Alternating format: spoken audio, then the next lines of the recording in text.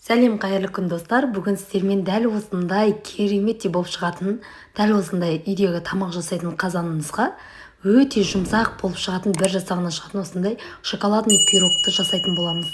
Рецепт қызық болса соңына дейін қарап, жоғалтылмас міндетті түрде каналыма подписаться жасап қоюды ұмытпаңыздар. Және қоңырауша белгісін басып қойыңыздар, алдағы уақытта салған видеоларымды бірінші болып көріп отыратын боласыздар. Дәл осындай пирогты жасау мүмкін емес десеңіздер, онда осы видеоның соңына дейін қарап көріңіздер. Алдыменен тамақ істейтін дәл осындай қазанымызға сүтімізді құйып, үстінен сұйық майымызды құйып, оның үстіне шекеріміз салып және 2 дана жұмыртқамыз салып, венчикпен біркелкі масса болғанша араластырып алатын боламыз. Жақсылап араластырғаннан кейін бізде біркелкі масса дайын болады. Үстінен електен өткізілген ұнды және какаоымызды, оның үстінен разрыхителімізді салып, тағы да әрі қарап венчикпен араластырып аламыз. Арасында ешқандай түйіршіктер қалмау керек. Дәл осылай араластырып дайындап аласыздар. Достар, қосқан ингредиенттерінің грамм массаларының барлығын осы видеоның төменгі жағында описание бөліміне жазып қалдыратын боламын. Сол жерден қарап жасап көрсеңіздер болады. Дәл осындай масса дайын болады. Енді осы массамызды қазанымызды 15 минутқа қойып, ең баяу отқа қойып, осылай пісіріп алатын боламыз.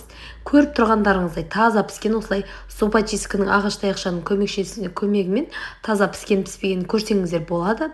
Осымен біздің пирогымыз дайын болып пісіп шықты. Бетіне өз қалауларыңыз бойынша шоколад жағып, солайынан жесеңіздер де болады. Не болмаса дәл осылай піскеннен кейін осылай жей берсеңіздер де болады. Дәмі өте керемет болып шығады. Бір жасағаннан ұқсап шығады. Достар, міндетті түрде жасап көруге кеңес беремін. Көп адамдар тавада, микроволновкада түрлі пирогтар пісіріп жатса, мен дәл осылай қазанмен сіздерге пирог пісіріп таңғалдырдым деген ойдамын. Дәл осылайша жасап сіздер де жеп көріңіздер. Өте дәмі керемет болып шығады. Менің парақшама кіріп көрсеңіздер болады. Микроволновкада жасалған, түрлі бір дана жұмыртқамен 2 торт жасаған және үй жағдайында жасалатын қарапайым пирогтың қалай бір жасағаннан көтеріліп шығу керек, барлық рецепттері бар. Дәл мен айтқандай жасасаңыздар 100% ұқсап шығады.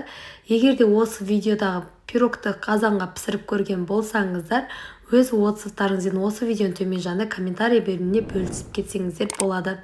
Осы видеоны жоғалтылмас үшін каналыма тіркеліп және қоңырауша белгісін басып қойды ұмытпаңыздар. Назарларыңызға рахмет. Сіздермен бірге болған Алмагүл.